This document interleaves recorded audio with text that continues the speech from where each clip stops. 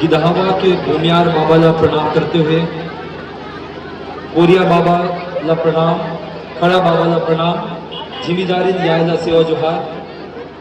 आप सब जन ला सेवा जोहार। जतिक हमारे युवा साथी हैं, हमारे नया साथी हैं, माता है, बहनी है, सब जन ला सेवा जोहार। आप सब जन बोलो तब तो पानी में एक सब सरदा गया वैसे लगा थे, अभी सरदाना नहीं है। आप सब जन ला सेवा जोहार और सम्मानित मंच का सेवा जोहार। हमारे कार्यक्रम के मुख्य अतिथि हमारे दीदी नेताम जी, जिला पंचायत सदस्य, कार्यक्रम के अध्यक्ष हमारे भैया दादा बुधराम साक्षी जी, और जिला में बहुत लंबा समय से देखा था, बहुत ऊर्जा के साथ ये मंच ला सजाए बा हम सब जन नियंत्रित करे बा लगातार प्रयास करे थे, जेकर से हम सब जन ला प्रेरणा लेना चाहिए। आदरणीय जोहत नेताम जी ला बहुत बहुत सेवा जोहार। आतिक उम्र होने के बाद भी हमारे युवा मन से ज्यादा ऊर्जा होकर पास है। मैं सुबह से देखा था कि लगातार कोशिश करते थे कि ये कार्यक्रम कैसे अच्छा ढंग से निपटे, और यही आशीर्वाद, यही मार्गदर्शन सियान मन के होना चाहिए हमारे लड़का मन को। जब तक हमारे सियान मन हमारा मार्गदर्शन नहीं दें, तब तक कोई भी कार्यक्रम बहुत अच्छा ढंग से संपन्न नहीं हो सके। वो युवा साथी वाला मोर सेवा जोहार। जेमन जब पानी गिरत रही से तब बांस ला धर के कोच का दरीन झिल्ली ला, ये भी सेवा के काम है। वो गुरु मन को बहुत बहुत सेवा जोहार। और सेवा और जोहार के मतलब आप सब जन जाना था, मैं आज नहीं बताऊं। बहुत बहुत सेवा जोहार। हमारे ऐसे पुरोधा मन बैठे हैं, हमारे साहू समाज के सियान वाला बहुत बहुत सेवा जोहार प्रणाम है कि वो मन हमारे अति बड़े कार्यक्रम में अपन गरिमामय उपस्थिति दे हैं। हमारे यादव समाज के हमारे सियान वाला सेवा जोहार, हमारे केवट समाज के सियान वाला सेवा जोहार, जेमन पुरखा के नेम नियम में जुड़ के नवा खाई त्योहार और गायता जोहारनी ठाकुर जोहारनी कार्यक्रम में अपन उपस्थिति प्रदान करें। आप सब जन बहुत बहुत सेवा जोहार। और ऐसे सियान मन पर एक बार जोरदार ताली होना चाहिए। जब तक हम समाज में समन्वय और समरसता स्थापित नहीं करबो, तब तक गांव के विकास और समाज के विकास नहीं कर सकते। बहुत बहुत सेवा जोहार हमारे दीदी यहाँ के सरपंच ला, जेकर सहयोग से अति बड़े कार्यक्रम हुआ थे। मुड़ा क्षेत्र के जितना भी हमारे ग्रामीण अध्यक्ष हैं, आप सब जन सेवा जोहार।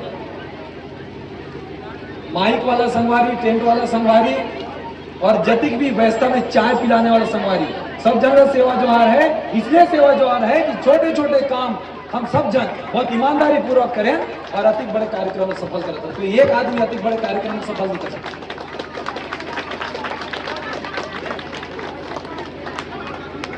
संगवारी हो, हम सब जन जब नाचा होते ना,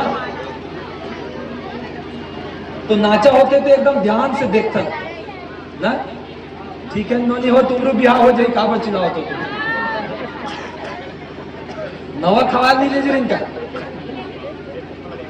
बात यही से हम शुरू करते हैं कि जो नवा खानी का जो कार्यक्रम है वो आखिर हम करते क्यों हैं। आप सब लोग जानते हैं कि जब जल्दी उगने वाला, जल्दी पकने वाला जो फसल है जब तैयार होता है मरहान में, टिकरा में, तब उस धान को, उस अनाज को हम अपने पुरखे में अर्पण करते हैं और उसके बाद खाते हैं। उसके पीछे भी कारण है कि उस धान को हम क्यों खाते हैं, क्योंकि जो मरहान, जो टिकरा वाला धान है उसमें आयरन की मात्रा बहुत ज्यादा होती है, जिससे हमको ताकत मिलता है। दूसरा चीज कि हम जिस पत्ते में खाते हैं, कोरिया पत्ता, उसके पीछे भी बहुत बड़ा कारण है। और आप यदि गोंडी जानते होंगे तो कोरिया पत्ता को कहते हैं पालोड़, और पालोड़ बना है पाल से, और गोंडी में पाल का अर्थ होता है दूध। और हमारे यादव दादा इधर बैठे हैं, और इसलिए उनका नाम लेना बहुत जरूरी है कि यदि किसी ने गाय पाला होगा, किसी ने बैल को यदि पहले पाला होगा, तो हमारे पोपा लोग हैं। कौन है दादा इधर, है ना, ये जो हमारे यादव समाज के लोग हैं वो उस समय गाय पाले होंगे। और वही जो दूध कहां से मिलता है हमको, गाय से। और दूसरा जो दूध मिलता है प्रकृति के कोरिया पत्ते से, जिसके समन्वय से हमें नया एक ऊर्जा मिलता है और उसको हम ग्रहण करते हैं। लेकिन क्या हम ऐसी ग्रहण करते हैं उसको, ऐसा बिल्कुल भी नहीं है। सबसे पहले हम उसको हमारे जो इष्ट देवी देवता है, हमारे जो पेन पुरखा है, उसमें अर्पित करते हैं और उन पेन पुरखों को कहते हैं कि हम नया चावल खा रहे हैं, इससे हमको किस तरह का बीमारी ना हो, दस्त ना हो, ऐसी बोलते हैं कैसे हम, और हम साल भर स्वस्थ रहें। इसलिए पहला जो अनाज है वो हमारे पेन पुरखों को अपने माई घर में अर्पित करते हैं, अपने पेन कुठार में अर्पित करते हैं, उसके बाद हम खाते हैं, ताकि उनके प्रति भी जो आभार है हमारे मन में वह प्रकट हो सके। और जैसे अभी हमारी जो बहनें हैं ना इधर बहुत सारा बात कर रही हैं, तो हमारी बहनों को उनके मामा लोग ले जाता है नया खिलाने, ले जाते हैं कैसे हैं, कौन लोग ले जाते हैं, अभी भी ले जाते हैं। और हम अपने घर में जिनको नई दुल्हन बनाना है, उस नई दुल्हन को हम लाते हैं अपने घर में और उनके हाथों से चावल बनाया जाता है और वो पूरे घर के लोगों को टीका लेकर के प्रणाम करती है और वो प्रसाद को बांटती है। इसके पीछे बहुत बड़ा कारण है कि जो हमारी नई दुल्हन बनने वाली है वो हमारे परिवार से परिचित हो, और हमारी जो माता है, हमारी जो दीदी हैं, ये लोग परिचय करवाते हैं कि ये तो देवर हो ही, ये तो जेठ हो ही, ये तो ससुर हो ही। कितनी बड़ी व्यवस्था है हमारी, इन व्यवस्थाओं को हम सबको जानने की आवश्यकता है। ये हमारा नया त्योहार है जहां पर हम नई बहू को परिचय कराते हैं कि आपके घर में और कौन कौन लोग हैं, किनको क्या रिश्ता मानना है। उस दिन हम जो रिश्ता है, जो नाता है, उससे परिचित होते हैं। हमारी जो बहन आएगी या हमारी जो दुल्हन आएगी वो कैसे जानेगी, वो तो दूसरे घर की है कि किसको क्या मानना है। तो रिश्ते नातों को परिचय कराने का एक पर्व है। इतना बड़ा जो महान संस्कृति है, उस संस्कृति को बचाने की जिम्मेदारी हम सब की है। और उसी नया त्योहार के दूसरे दिन जो हमारा उच्च एक परंपरा है, जिसको आज हम यहाँ पर सामूहिक रूप से मना रहे हैं, वो परंपरा है गायता जोहारनी का। और गायता जोहारनी क्यों, इस बात को भी जानने की जरूरत है। तब जब हम संस्कृति की बात करते हैं, रीति नीति की बात करते हैं, उस रीति नीति पर तब चलेंगे जब हम उसकी उच्चता को जानेंगे, उसकी महानता को जानेंगे। तो जो गायता जोहारनी का जो हमारा पर्व है, उसके पीछे कारण क्या है? कारण यह है कि यदि एक गिधावा किसी हमारे भाई का गांव होगा, मरकाम का होगा गांव, वैसे कुछ है क्या, मैं उसमें ज्यादा नहीं जाऊंगा, लेकिन मरकाम का बुनियार है। और बुनियार के बारे में आप लोग जानते हैं कि वो पहला व्यक्ति जिसने इस गांव को बसाया होगा, जो आज से 7 पीढ़ी 8 पीढ़ी या 10 पीढ़ी पहले इस गांव में पहला व्यक्ति आए होंगे और इस मिट्टी का सेवा किए होंगे, उसको फलित दिया होगा, तब वो गांव के बसाए। और उस गांव के पहले व्यक्ति के वंशज को हम गायता मानते हैं। आज भी गायता होंगे, और उस गायता के घर, उस ठाकुर के घर हम जब जाते हैं नया खाने के बाद, और उनको प्रणाम करते हैं हम और आशीर्वाद देते हैं, और उनको ये कहते हैं कि गायता ठाकुर और जिम्मेदारी लिया कि आपके आशीर्वाद से साल भर हम काम करके आज जिंदा बचे हैं। ये बड़ी बात है कि आपके आशीर्वाद से हम जिंदा बचे हैं और नया अनाज ग्रहण किए हैं, नया अनाज ग्रहण करने के लायक बचे हैं। इसलिए हम आपके प्रति आभार व्यक्त करने के लिए, आपको जुहार करने के लिए यहाँ पर आए हैं, ताकि आपका आशीर्वाद हमको आने वाले समय में भी प्राप्त हो और हम अच्छा से जीवन यापन करें। और इस गायता जोहारनी को इस उद्देश्य से भी हमको समझने की आवश्यकता है कि अभी मैंने कहा कि इस गांव में सिर्फ एक ही जाति के लोग नहीं हैं, अलग अलग लोग हैं। 12 भाई बानी बिरादरी की जो बात हम करते हैं, वो सब 12 भाई बानी बिरादरी के लोग इस गांव में होंगे। तो क्या अकेले के गांव है क्या? नहीं है। तो हमारा जो भी भूमिहार रहा होगा मरगांव, उन्होंने इस गांव को सजाने के लिए, इस गांव को विकसित करने के लिए अलग अलग कला को जानने वाले लोगों को इस गांव में बिठाया। जैसे मैंने अभी कहा कि हम माटी के पुजारी हैं, माटी का सेवा कर रहे हैं, लेकिन उस माटी की सेवा करने के बाद भी ऐसे लोगों की आवश्यकता होगी जिससे हमारा जीवन आगे चलेगा। अभी हम साहू समाज के लोगों की बात कर रहे थे, है ना दादा? इधर कौन कौन है? मतलब उनको कहा जाता है तेली, लेकिन आजकल हम सब लोग सरमेटा साहू बोलते हैं। क्यों दादा? तेली इसलिए कहा गया क्योंकि वो तेल निकालते हैं। और इनकी महानता को इस तरह समझना चाहिए कि तीली का बीज देखें, तिल, तिल का बीज देखे कि नहीं? वहां कोई सोच सकते थे क्या कि वहां से भी रस निकलेगा, वहां से तेल निकलेगा? कितने महान पुरखे हैं हमारे तेली लोग जिन्होंने उस तीली के बीज से तेल निकाला। तो ऐसे जानकार लोगों को भी हमारे पुरखों ने इस गांव में जगह दिया ताकि हमारा दिया जल सके, ताकि हमारा पेड़ पुरखे के जो आंगन है उसमें उजाला हो सके। ऐसे हमारे साथियों को इस गांव में बसाया गया। अभी हमने राउत के बारे में कहा कि राउत वो है जो कम से कम हमारे पेड़ पुरखे के आसपास साफ सफाई करते हैं, हमको पानी पिलाते हैं और यहाँ तक कि वो हमको दूध भी पिलाते हैं। क्योंकि यदि कोई पशुपालन किया होगा पहले जमाने में तो वो कौन थे? कोपा, गोडी में कोपा कहा जाता है, और आजकल आप लोग उनको राउत कहते हैं। और ज्यादा सुधर गए हम लोग तो यादव कहते हैं, सर बेटा है ना दादा। तो वो कोपा है जो गाय के दूध और पशुपालन को सिखाया। ऐसे लोगों को हमने अपने गांव में भी सिखाया। बाजा बजाने कोई जानते थे क्या? नहीं ना। तो एक ऐसे हमारे भाई हैं जो बाजा बजाने में पारंगत हैं। ऐसे लोगों को भी यहाँ बसाया गया ताकि हमारे पेड़ पुरखों के जब सेवा अर्जी हो तो वो बाजा बजाया जा सके। हमारी नियम में जो व्यवस्था चलता है उसमें वो बाजा बजा सके। लोहार को भी बसाया जाता है, भले इस गांव में नहीं है ना? लोहार भी है इस गांव में। कितनी बड़ी व्यवस्था है कि लोहा को आकार देने वाले यदि कोई है तो कौन है? लोहार है। कुदारी बनाना है तो कौन बनाएगा? वही लोहार बनाएगा। नांगर बनाना है तो कौन बनाएगा? वही लोहार बनाएगा। जो हमारे पास वो कलमी है वो लोहार भाई के पास है। उस लोहार को भी बड़े सम्मान के साथ इस गांव में जगह दिया गया। इतनी बड़ी व्यवस्था हमारी है जो गोंडवाना भूभाग की व्यवस्था है। भले आज अलग अलग हम जातियों में या जातियों के नाम से जाने जाते हैं, लेकिन हम सब लोग एक हैं। एक दूसरे के बिना हमारा कोई भी काम नहीं चलेगा। यदि तेली नहीं होगी इस गांव में, तेल कहां से लाएंगे? ला सकते हैं क्या? हमारे पास वो कला नहीं है। इसलिए हम सब लोगों को जिस भी गांव में हम हैं, हर जाति हर वर्ग के साथ बड़े ही प्रेम पूर्वक रहना चाहिए। लेकिन मैं और आप सब लोग आप देखते होंगे, पता नहीं वो कौन लोग हैं जो हमारे गांव की एकता को तोड़ने का प्रयास करते हैं, हमको अलग अलग वर्ग में बांटने का प्रयास करते हैं। इसलिए हमको समझना चाहिए कि जो लोग जिस जिस कला में पारंगत हैं उनकी आवश्यकता इस गांव में है। तब तो हमारा गांव सुंदर बनेगा। कि हम अकेले बना देंगे इस गांव को? अकेले बना पाएंगे क्या? नहीं बना पाएंगे। इसलिए जितने भी हमारे 12 भाई बानी बिरादरी के लोग हैं उनके साथ हम सबको बहुत ही प्रेम के साथ, बहुत ही समन्वय के साथ रहने की आवश्यकता है। तब हम इस गांव को, इस समाज को सुंदर बना सकेंगे। हम अकेले ऐसा सुंदर गांव की कल्पना नहीं कर सकते।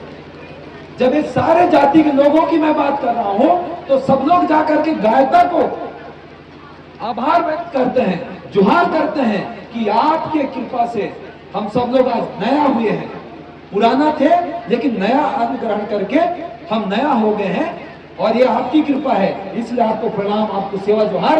ये है गायता जुहारनी। और आज हम क्षेत्र स्तर पर गायता जुहारनी का कार्यक्रम यहाँ कर रहे हैं ताकि हम आने वाली पीढ़ी को बता सके कि वास्तव में गायता जुहारनी का कितना महत्व है। जब हम जानेंगे तब तो मानेंगे। मानेंगे ना भाई कि नहीं मानेंगे? क्यों बहन लोग इधर कि नाची देखना है? नाची देखना है क्या? नहीं ना। कितना दिन तक हम नाचेंगे? क्योंकि आप जो नाच रहे हैं उसका मतलब भी नहीं समझ रहे हैं। क्योंकि हमारा जो गोंडी नृत्य है उसका अलग महत्व है, हमारा हुल्की का अलग महत्व है। आप लोग हुल्की बजाते हैं ना? हुल्की बजाते हैं कि नहीं? नहीं बजाते? तो बजाना चाहिए। उस नाच को नाचना चाहिए, मांगरी नाचना चाहिए, रेला नाचना चाहिए। क्योंकि ये सामूहिक नृत्य है, अकेले नाचने वाला नहीं है। और हमारा जो समाज है हमेशा से सामूहिकता को बल देता है, एकता को बल देता है। इसलिए हम सब लोग पोटार के नाचते हैं कोई भी कार्यक्रम है कि अकेले नाचते हैं सिर्फ। ये हमारी एकता का प्रतीक है। इसलिए उस नृत्य को भी समझने कर सकता है, उस गीत को भी समझने कर सकता है जिसमें हमारे पुरखों का हजारों साल पहले का जो ज्ञान है वो छुपा हुआ है। जब आप मांदरी बजाए, हुल्की मांदरी बजाते हैं, हुल्की, तो आपका जो नस रक्त का जो संचार है ना वो बढ़ता है। क्योंकि आप हुल्की का बाड़ा को मारते हैं तो यहाँ लगता है और उसका जमड़ी को जब मारते हैं तो यहाँ लगता है, तो वो रक्त संचार का काम करता है। ऐसे खोज करने वाले हमारे पुरखे हैं, लिंगोपेन है जिन्होंने इन हुल्की का सृजन किया है। तो ऐसे पेन पुरखों का भी आभार ऐसे कार्यक्रम में करना चाहिए कि आपके बताए हुए मार्ग पर हम चल रहे हैं, उससे हम हटेंगे नहीं। चाहे जितना भी इधर दिखावा वाला, आडंबर वाला व्यवस्था आ जाए, हमको उधर हटना नहीं है। अपनी व्यवस्था को समझने की आवश्यकता है, क्योंकि हम पुरखा को मानने वाले लोग हैं, भीतर मानने वाले लोग हैं। भीतर समझ रहे हैं ना, मतलब अपने दादा, अपने पिताजी, इनको मानने वाले लोग हैं ना, मतलब दादी के दादी के दादी के दादी के दादी के दादी के दादी को मानने वाले हम लोग हैं। उस दादी के नाती के नाती के नाती लोग हैं जो उस व्यवस्था को आज भी बनाने के लिए यहाँ पर मौजूद हैं।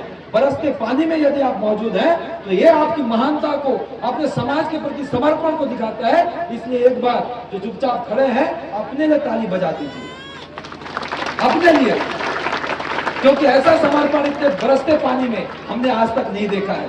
आप लोग इतने गंभीरता के साथ सुन रहे हैं। साथियों, इस व्यवस्था को बचाने के लिए एक चीज और मैं कहना चाहूंगा कि अपने गांव के आसपास जितने भी हमारे संसाधन है उसको बचाने की आवश्यकता है। हमारे जल जंगल जमीन को बचाने की आवश्यकता है, जिसके लिए हम सबको प्रयास करने की आवश्यकता है। ये सिर्फ गोंडों का या आदिवासियों का काम नहीं है। जितने लोग हम इस गांव में हैं, अपने पारंपरिक सीमा के जितने भी जल जंगल जमीन है, उसको बचाने की जिम्मेदारी हमारी है। तब हम बोलेंगे कि हाँ, हम जिंदा रह पाएंगे। यदि हमारा जंगल नहीं बचेगा, यदि हमारा नदी नहीं बचेगा, तो क्या हम बच पाएंगे? नहीं बच पाएंगे, क्योंकि जल जंगल जमीन से ही हमारा पहचान है। यदि हम तेली की बात कर रहे हैं, दादा मैं आपको बार बार कह रहा हूं, तेली की बात कर रहे हैं, यदि महुआ नहीं बचेगा तो तेल निकलेगा कहां से? तोरी का तेल निकलेगा क्या? हमारे पास भर्री नहीं रहेगा तो तीली कहां से उगाएंगे? हम नहीं उगा पाएंगे। इसलिए इन चीजों को बचाने की आवश्यकता है, देसी चीजों का संरक्षण करने की आवश्यकता है। यदि जंगल रहेगा नहीं तो गाय पालेंगे कहां? हमारे यादव भाई लोग बैल चराएंगे कहां? हमारा व्यवस्था बचेगा क्या? नहीं बच पाएगा। इसलिए हम सबको एक दूसरे के साथ जुड़ करके रहने की आवश्यकता है। और अभी हमारी जो बहनें हैं, हमारे जो भाई हैं, कुंवारे कितने लोग हैं इस मंच में? अरे बताओ भाई, बहुत सारे कुंवारे लोग हैं।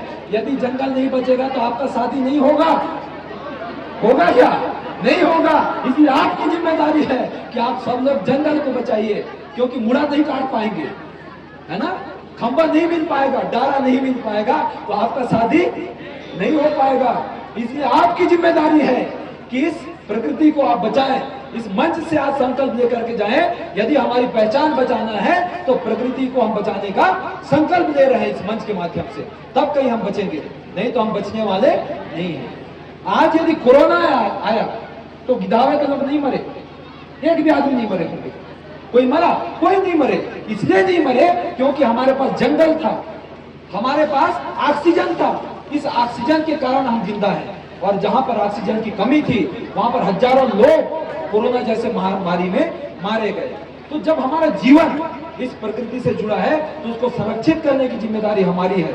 और मैं इस बात को इसलिए कह रहा हूं कि अभी छत्तीसगढ़ शासन ने हमारे लिए नियम बनाया, भारत सरकार ने ये कानून लाया जिसको हम कहते हैं वनाधिकार मान्यता कानून। तो उस वनाधिकार मान्यता कानून में हमारे जितने भी अधिकार हैं, हमारे पेड़ पुरखे हैं, हमारी रीति नीति है, उसको संरक्षित करने का बात लिखा गया है। इसलिए उस कानून का भी आप पालन कीजिए। अपने गांव का जो पारंपरिक सीमा है उसका आप सीमांकन कीजिए और उस पारंपरिक सीमा में जितने भी संसाधन हैं उन संसाधनों में अपना अधिकार आप जताइए। और शासन का दायित्व बनता है कि आपका जो भी अधिकार है उसको मान्यता वो देगी। लेकिन जब तक आप दावा नहीं करेंगे तब तक आप अपनी संस्कृति को, अपनी प्रकृति को बचा नहीं सकते। मैं इसलिए बार बार इस बात को कह रहा हूं कि जिस दिन प्रकृति बचेगा तब हमारी संस्कृति बचेगा, और जब संस्कृति बचेगा तो हम सारे लोग बचेंगे। इसलिए हमारा जो पहचान है वो प्रकृति से है। इसलिए जितना हो सके आप इस प्रकृति का रक्षा करने का प्रयास कीजिए। साथियों, एक चीज और है जिसको हम सब लोगों को समझना पड़ेगा। खैर पन्नालाल भैया ने मेरी जो भी बात है उसको कह दी। दारू की बात मैं अब नहीं कहूंगा कि कहना पड़ेगा, तो उन्होंने बहुत विस्तार से कह दिया। लेकिन मैं सिर्फ ये बताना चाह रहा हूं कि जब हम इस मंच में आए तो आपने इस फूल से स्वागत किया ना? किया कि नहीं किया? किए ना? इस फूल के महत्व को आपको समझने की आवश्यकता है। हमारे जो लोग हैं, कलार लोग हैं, कलार हैं इधर,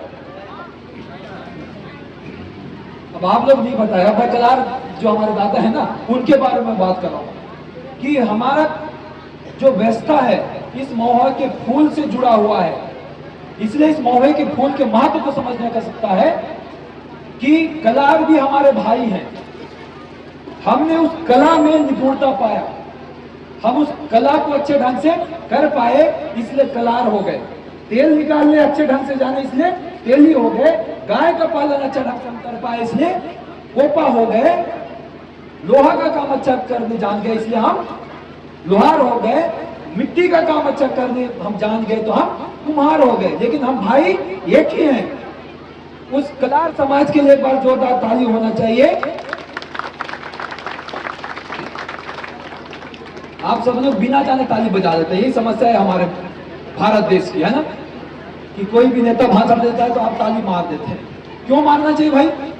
पहले कारण को समझने को सकता है कि वो कलार हमारे जो पुरखे हैं वो कितने महान हैं कि जिन्होंने ये खोजा कि महुआ के फूल में इतना शक्ति है कि वो हमारे पेड़ पुरखों को तेज कर देते हैं, आदमी को भी तेज कर देते हैं ना। आदमी भी थोड़ा पी दिया तो चलो रे दिखाता हूं मैं कौन होता हूं, देख मेरे बाबू, ऐसा तो बोलते हैं ना, तो तेज कर देते हैं।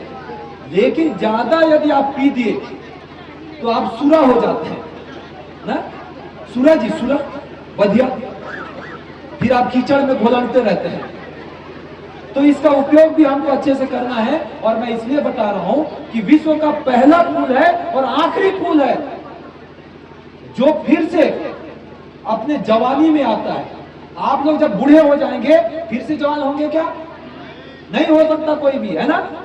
लेकिन महुआ का फूल को खोजने वाले कलार को हमको बार बार सेवा जोहार करना चाहिए, धन्यवाद करना चाहिए कि उन्होंने इस महुआ के फूल को खोजा कि ये डोकरी होने के बाद भी फिर मोटियारी होती है।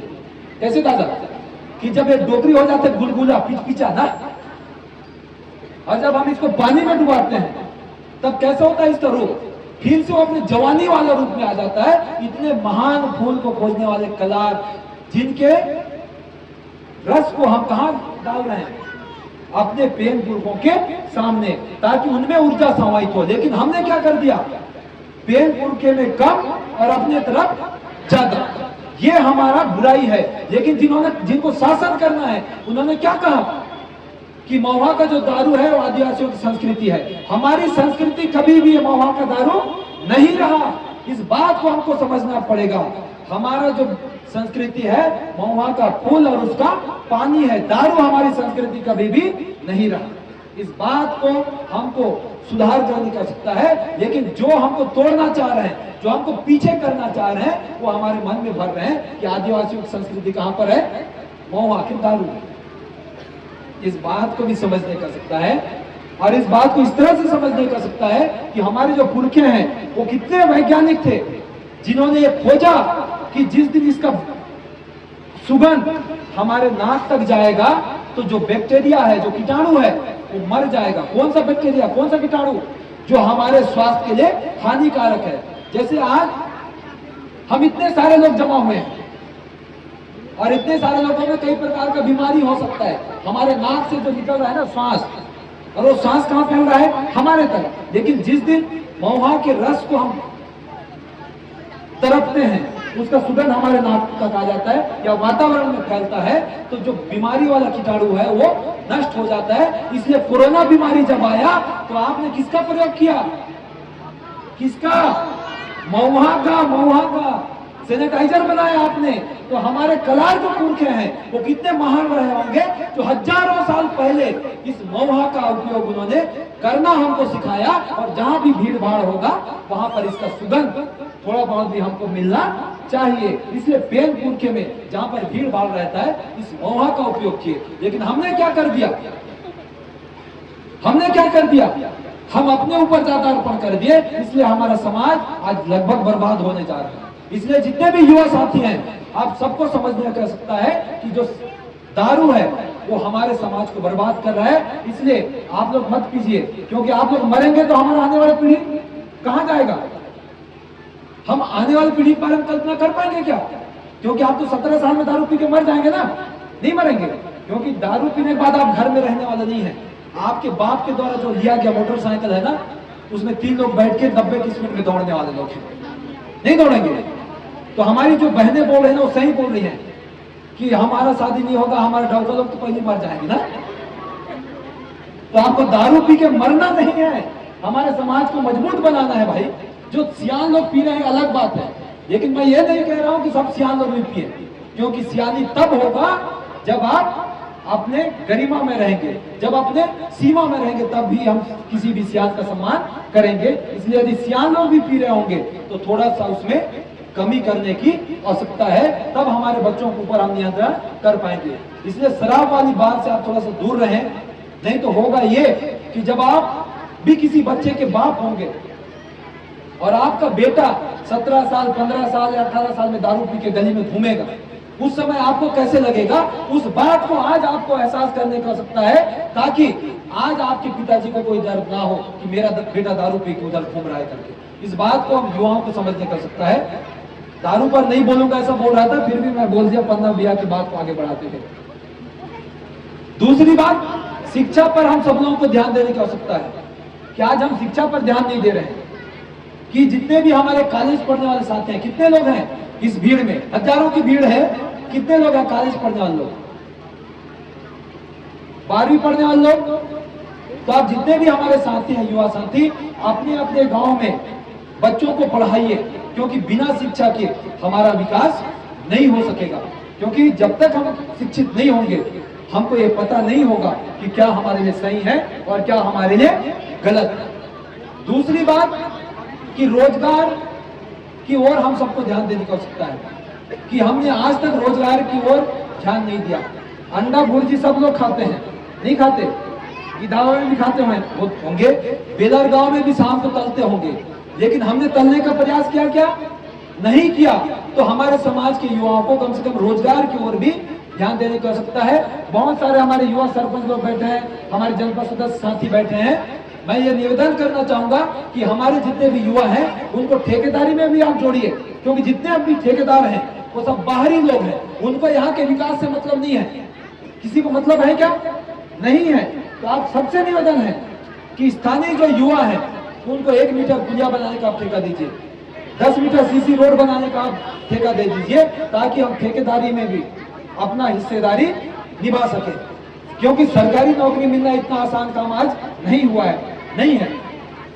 मैं इसलिए बोल रहा हूँ कि धीरे धीरे आने वाली जो सरकारें हैं वो हमारे आरक्षण को खत्म करने वाले हैं। अभी पिछड़े वर्ग के हमारे साथी बैठे हैं, शायद उनको नहीं पता होगा कि पंचायतों में उनका आरक्षण खत्म हो गया, चुनाव में उनका आरक्षण खत्म हो गया, लेकिन हमने चिटपोट नहीं किया, हम किसी ने आवाज नहीं उठाया।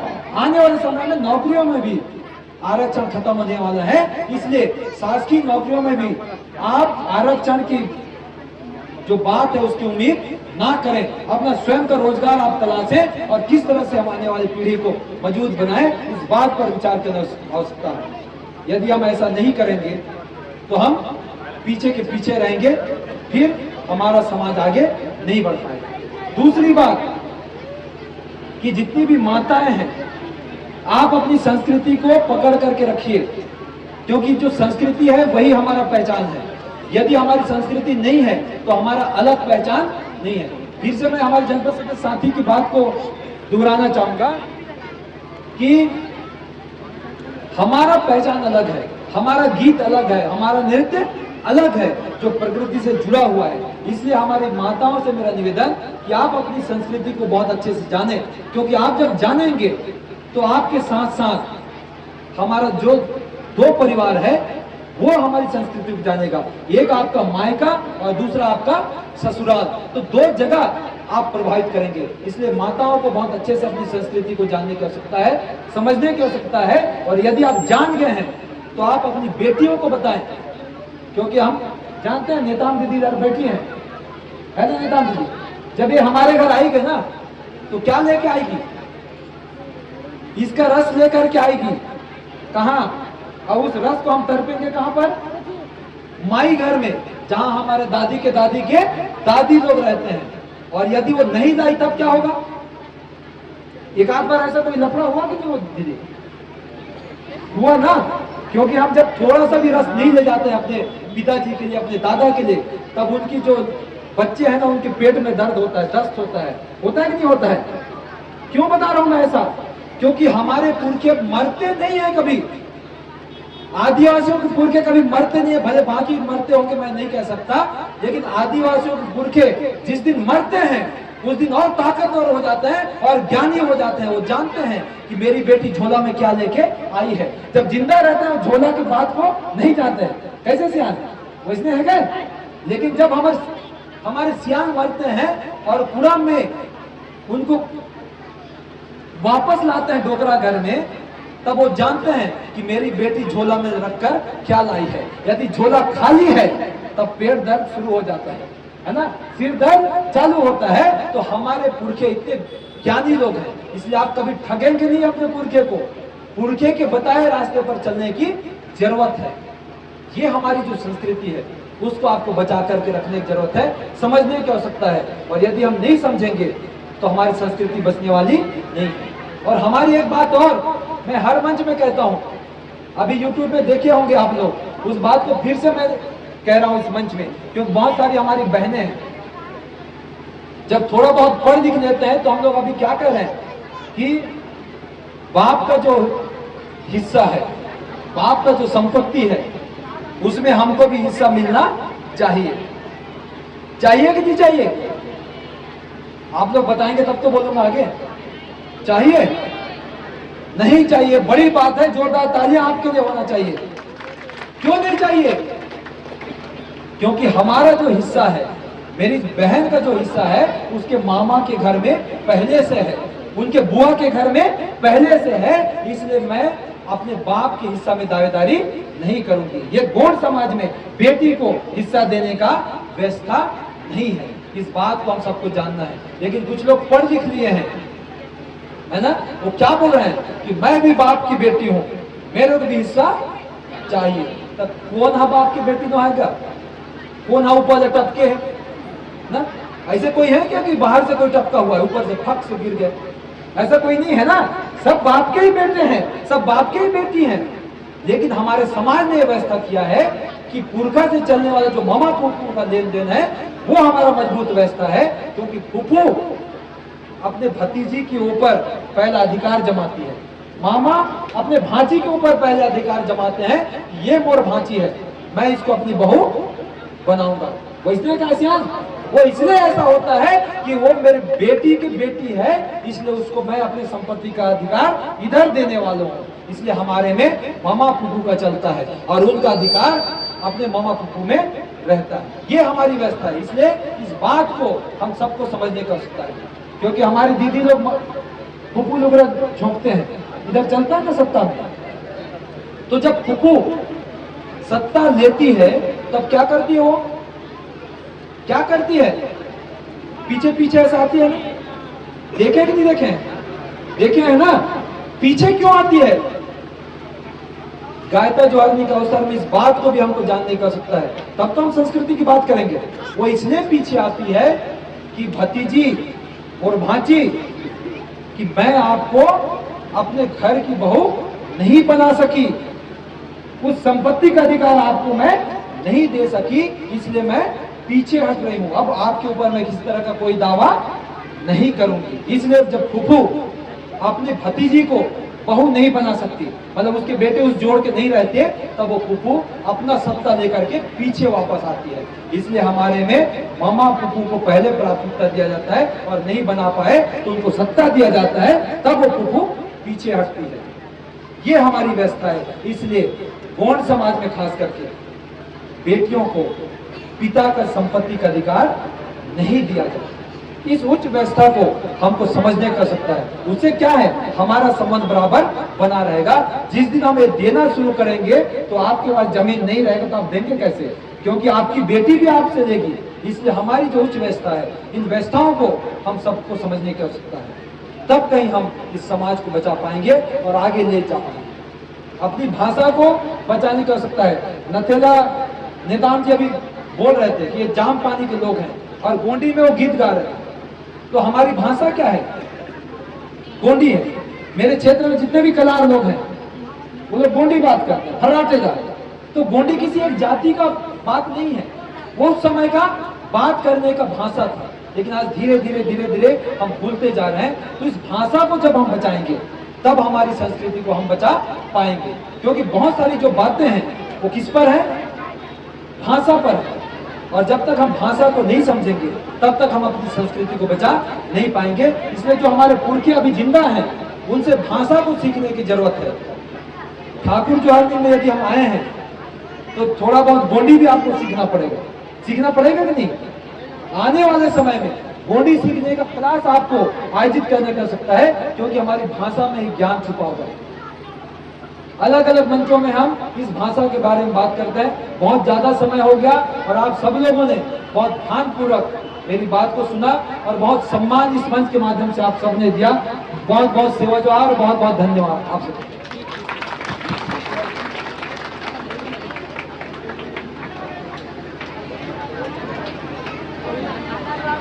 हमारे जो युवा साथी हैं उन्होंने कहा कि गीत गाइए। अब मैं गोंडी में आप लोगों को बोलने वाला था, लेकिन बहुत सारे हमारे साथी गोंडी नहीं समझते, है ना? कोई तो रीत समझे, माइक तो रीत बता उन तो रीत गोंडी भाषा उनवीट ना तो नन्ना वड़की का गोंडी थे मत निमट समझे माए की ढंग तो और माए वे गड़बड़ आया ना। देखो मैं जो बोल रहा हूं आप नहीं समझ पा रहे हैं क्या? तो मैं इसलिए सीख पाया हूं क्योंकि मैं गोंडी जानता हूं। मैं उसके गुण रहस्यों को थोड़ा थोड़ा सीखने का प्रयास कर रहा हूं कि आखिर ये है क्या। तो इसलिए भाषा को बचाइए, आप खुद बचेंगे। जिस दिन आपके पास भाषा नहीं रहेगा आपका पहचान समाप्त हो जाएगा। तो हमारे युवा साथी अभी कह रहे थे कि गोंडी में एक गीत गाइए। मैं नया खानी का जो गीत है हमारे तरफ जो चलता है उसको मैं गाना चाह रहा हूं, चलेगा ना? कि जब हमारे युवा लोग उस समय जब नाचने जाते हैं ना तो एक गांव से दूसरे गांव में नाचने जाते थे युवा लोग। वैसे होता था इंसान, गोटुल के जो लयर हैं और जो लया है वो दूसरे गांव नाचने जाते थे। तो उस गांव में जाने के पहले किसी भी पनिहारी को पूछते थे, किसी भी राह चलने वाले को पूछते थे कि गायता का घर कौन सा है। ये गायता की महानता है कि सबसे पहले कहाँ जाएंगे हम, कहाँ जाएंगे? गायता के घर, क्योंकि गायता उस गांव के मालिक हैं। इसलिए सबसे पहले हम कहाँ जाएंगे? गायता के घर। क्योंकि आप सब लोग जानते हैं, यहाँ पटेल लोग भी होंगे, पहले मुसाफिरी दिखवाते थे ना कि मैं इस गांव में आया हूँ, मतलब मेरा जानकारी यहाँ होना चाहिए। तो उसी तरह से हम गायता के घर का पता पूछते हैं जब हुल्की नाचने जाते हैं। तब कहा जाता है कि नाना मेरे नानो रे, नाना मेरे नानो रे, नाना मेरे नानो रे, नाना मेरे नानो नाना मेरे नानो रे, नाना मेरे नानो रे, नाना मेरे नानो रे, नाना मेरे नानो। गायतन लोनी वे हाथ रापे कोरी, गायतन लोनी वे हाथ रापे को। गायतन लोनी वे हाथ रापे को। गायतन लोनी वे हाथ रापे को रीत, गायतन लोनी वे हाथ रापे को। तो ये क्या बोल रहे हैं कि गायता का घर को आप बताइए। किसको? जो गांव में घूमने वाले युवा है ना उनको पूछा जा रहा है, ये जवान लोग गायता का घर बताओ, हम नाचने आए हैं। तब नाचने वाले फिर बोलते हैं कि आपको हम बनी देंगे, लेकिन आप बताओ तो जो जवान लोग बोलते हैं कि क्या बनी दोगे, है ना? पूछते हैं ना कि बताने का क्या बनी दोगे, क्या कीमत दोगे। तो ये गीत जो है प्रश्नों के माध्यम से आगे बढ़ता है ना? तो ये गीत है किसका? गोंडी का।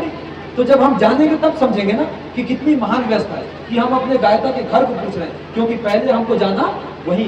तब वो नए लोग बोलते हैं कि क्या बनी दोगे आप, है ना? बनी दोगे तभी हम बताएंगे, नहीं तो हम बताने वाले नहीं। तीन व्यवस्थाओं को भी आप समझिए।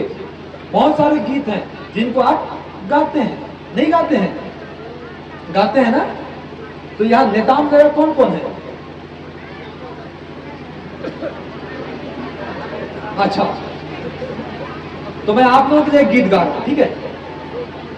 ललित मेरी टिपे का नाना, ललित मेरी टिपे का नाना, हम पतिरी नारे ना वजागा।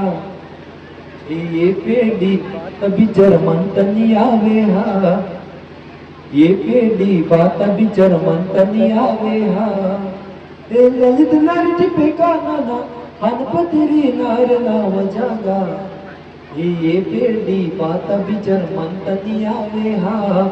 तो ये गोटुल गीत है कि मैं पूछ रहा हूँ नेताओं नया लोगों से कि मेरा ऐसा ऐसा नाम है और मेरा ये गांव है। अब आप लोग बताओ, आप लोगों का क्या विचार है, मेरे साथ जाओगे कि नहीं जाओगे? मोमा की बेटी जाओगे, ठीक है ना? बहुत बहुत धन्यवाद, बहुत बहुत धन्यवाद। ना सबको ले जाऊंगा मैं, बोला ना, मतलब क्या कि हम लोग शादी करेंगे, ठीक है ना? चलेगा कि नहीं चलेगा? चलेगा ना? तो जब शादी होता है ना तो उस समय हम लोग टिकान टीकते हैं। मैं उस बात को थोड़ा सा भूल गया था। जब टिकान टीकते हैं तो हम सब लोग सामान वगैरह देते हैं, है ना? कोई घगरा देता है, कोई हंडी और बाकी सारा चीज, और घर वाले लोग ना पलंग वलंग देते हैं ना? तो मेरा सिर्फ इतना ही निवेदन है कि इन सामानों को बंद करके आप पैसा दे दीजिए कि दूल्हा दुल्हन जो भी उधर काम या जो भी खर्चा करें, सिर्फ 200 के घगरा की जगह 500 के घगरा की जगह 100 रुपया दे दें, लेकिन पैसा दें, क्योंकि पैसा का कीमत कम होने वाला नहीं है। और जितने भी हमारी बहनें हैं, आपको भी नाराज होने की आवश्यकता नहीं है ना? हमारे पिताजी यदि पैसा दे देंगे तो आपके पसंद का सामान आप अपने ससुराल में जाकर के खरीद सकते हैं। डबल सामान क्यों जी? कितना उपयोग करेंगे? 16 टन घगरा कैसे कर डालना है? तब तक तो आपकी बहू आ जाएगी ना, 2 घगरा फूटते तक आपकी बहू आ जाएगी, तो 16 घगरा कैसे करेंगे हम लोग? तो उसके बदले हम सब लोगों को समाज में एक नया व्यवस्था चालू करें कि हमको पैसा देना है। दूसरी जो महत्वपूर्ण बात है कि हम आशीर्वाद दे रहे हैं, और हम लोग बैंक में पैसा जमा कर रहे हैं, टाइप का रजिस्टर में लिखते हैं, यानी फलाना राम 100 रुपया, फलाना राम 200 रुपया। अरे हम बैंक में पैसा जमा नहीं कर रहे हैं, हम आशीर्वाद दे रहे हैं ताकि हमारे आने वाली जो पीढ़ी है वो अच्छे से जीवन यापन करे, जो भी थोड़ा बहुत खर्चा हो उसमें पूर्ति हो जाए। तीसरा जो महत्वपूर्ण बात है कि हम सब लोग सामान को निकालते हैं। हमारे समाज का सबसे बड़ा एक बुराई है कि समाज को दिखा के देना। आप ट्रक दे दो, हमको कोई दिक्कत नहीं है, आपके पास है। ये निवेदन है आप सबसे कि जो भी हमारे आशीर्वाद में सामान आ रहा है उसको गांव में निकालना नहीं है। अपने समधी को आप बता दीजिए कि ये आपका उपहार है भाई, ये इधर से आप जोड़ के पिकअप में ले जाएंगे, और ट्रक भर सामान है तो ट्रक में ले जाएंगे, बोल दीजिए आप, ठीक है ना? लेकिन गांव में इसलिए नहीं दिखाना है क्योंकि हमारी जो माताएं हैं, हमारे जो लोग हैं, वो बात करते हैं कि सब हैगा, फ्रिज है नहीं है। वो बेटी किसकी है? वो बेटी इस गांव की है। जब इतना बात करने का हमारे पास शक्ति है तो हम उस बेटी को फ्रिज क्यों नहीं दे रहे हैं जी? क्यों नहीं दे रहे हैं हम फ्रिज? हम बात कर रहे हैं ना, ये उस बेटी के लिए कितना दुखद होगा, कितना कष्टकारी होगा यदि वो बेटी सुनती है कि इनको फ्रिज नहीं मिल रहा है, हम बेटी को विदा कर रहे हैं, दुख दे के विदा कर रहे हैं क्या? कैसे दाईमान? इस बात को हमको समझने का आवश्यकता है, क्योंकि हमारा जो मुंह है ना, हम हंडी को पराई में ढक सकते हैं, लेकिन हमारा मुंह को कोई ढकने वाला नहीं है। 10 टन मुंह है, 10 टन बात। किसको हम तकलीफ दे रहे हैं? उस गांव की बेटी को, जो हमारी खुद की बेटी है। अगर वो बेटी सुन ली उस बात को तब, तो बाप सुन लिया तब, क्योंकि हर बाप उतना सक्षम नहीं है कि वो फ्रिज दे सके, वो कूलर दे सके। इसलिए हम सबको ये समझने की आवश्यकता है कि जिस भी बेटी को हम विदा कर रहे हैं वो गांव की बेटी है, और गांव की बेटी को हम खुशी खुशी विदा करें, हम उसको दुख दे के, तकलीफ दे के विदा ना करें। इसलिए सामान को आप ना दिखाएं, नहीं तो होगा ये कि उस बेटी को इतना सामान मिला और इस बेटी को खटिया भी नहीं मिला। तो किसको दुख दे रहे हैं? हमारी उस बेटी को दुख दे रहे हैं। इसलिए कभी भी अब सामान निकालने की जो व्यवस्था है उसको आप नहीं शुरू करेंगे, बल्कि पीछे से या जो भी है अपने समधी को चुपचाप दें। और ये सबसे बड़ा समस्या हमारे माताओं का है कि देवत है तो देल दे देना, होकर कहा जाते हैं ये है देवत है। इस बात को हमको समझने का आवश्यकता है। ये आप ताकत नहीं दिखाएंगे वहां पर, उसमें हमको समझने का आवश्यकता है कल हमारे पास भी वो वक्त आएगा जब हम अपनी बेटी को सम्मान दे देंगे। तब जब जिस दिन मैं अपनी बेटी को विदा करूंगा तब मेरे दिल में कितना दुख होगा उस बाप को, जो बाप उस सम्मान को नहीं दे पा रहे। दूसरे गांव तरफ भी हम जाकर निकालते हैं उस सम्मान को, निकालते हैं ना सियान। उस गांव की महिलाएं भी बात करती है कि उस समय की बहू लाए थे तो इतना सामान आया था, अब भी मैं कुछ नहीं है का ना? अरे आप अपने गांव की बहू ला रहे हैं, आप उसको तकलीफ देंगे क्या? यदि ऐसा नहीं है तो गांव भर के मिलकर उसको दो ना जो सामान, क्यों नहीं दे रहे हैं? क्योंकि वो भी तो अपने गांव के सदस्य हैं, तो उधर भी निकालने की जरूरत नहीं है, क्योंकि हम सब लोग बात करने जानते हैं, सहयोग देना कोई नहीं जानता। कोई जानते हैं क्या? नहीं जानते। यदि इतना ही होगा तो आप सहयोग दे दें। गांव की बेटियां हैं तो आप सब लोगों से जितने भी हमारी बेटियां हैं कि आप भी कभी तंग नहीं करेंगे, जितना मिल गया उतना में आप अपना जीवन यापन करें और अच्छा से मेहनत करें और अपने जीवन को खुशहाल बनाएं। तो सामान निकालने वाली व्यवस्था को आज इस मंच से हम सब लोगों को संकल्प लेना चाहिए कि हम किसी भी बेटी को ऐसा दुख नहीं देंगे। बहुत बहुत धन्यवाद आदरणीय उद्घोषक महोदय, आपने फिर से मुझे समय दिया।